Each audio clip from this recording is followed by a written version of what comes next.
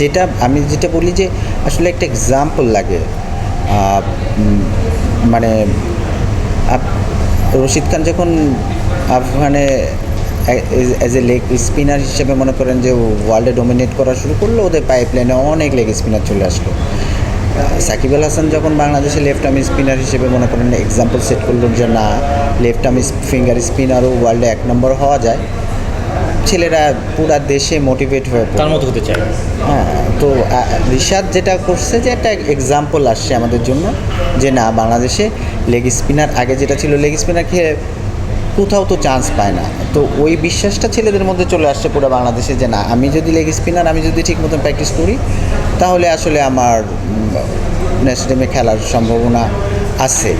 এবং এটার সাথে সাথে আমাদের যেটা আমরা অ্যাওয়ার্ড করার চেষ্টা করছি এজ গ্রুপে, সব জায়গায় যেন লেগ স্পিনারদেরকে প্রায়োরিটিটা দেওয়া হয়। তো সব কিছু মিলায় ছেলেদের আগ্রহ এবং মানে আমাদের ছেলেদেরকে নার্সিং, এই দুটা মিলে এখন যেটা হচ্ছে যে আমার কাছে মনে হচ্ছে যে আমরা আরও ভালো ট্যালেন্ট পাবো। ওয়াসিকে কেমন দেখলেন যদি ইন্ডিভিজুয়ালি জিজ্ঞেস করি?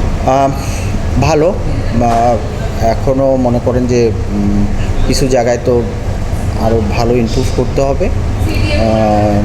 তো আসলে কাজ করতে থাকলে, ম্যাচ খেলতে থাকলে, নিজের কনফিডেন্সটা চলে আসলে তখন আস্তে আস্তে আরও কিছু জিনিস ও শিখবে। আরেকজন লেগ স্পিনার আছেন, আগের বছর আপনার সঙ্গে বাংলাদেশ টাইগার্সে ছিলেন, এবার তিনি এইচপিতে আছেন, মেহেদী হাসান সোহাগ।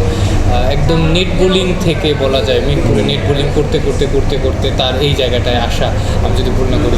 এই যে লেগ স্পিনারদের সুযোগ বাড়ছে রিসেন্ট টাইমে, তাদের মতো লেগ স্পিনারের জন্য এটা আসলে কতখানি অনুপ্রেরণা? অবশ্য সেটাই তো বললাম যে কেউ যদি উপরের দিকে ভালো পারফর্ম করতে থাকে তাহলে নিচের দিকে সবারই আসলে অপরচুনিটিটা বেড়ে যায়। এখানে ধরেন রিশাদ এক ধরনের বলার, আমার বুঝতে হবে যে কে কোন ধরনের বলার অ্যাজ এ কোচ হিসাবে।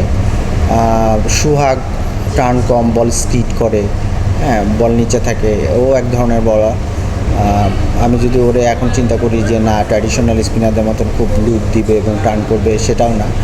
তো অ্যাজ এ কোচ হিসেবে আমাদের বোঝা উচিত যে আসলে এই ছেলেরে আমি কি প্যাটার্নে তৈরি করব। আমাদের লেগ স্পিনারদের ক্ষেত্রেও আমাদের আগে সমস্যা ছিল যে সবাইরে আসলে একইভাবে ট্রিট করার ব্যাপার, এটা করাই যাবে না।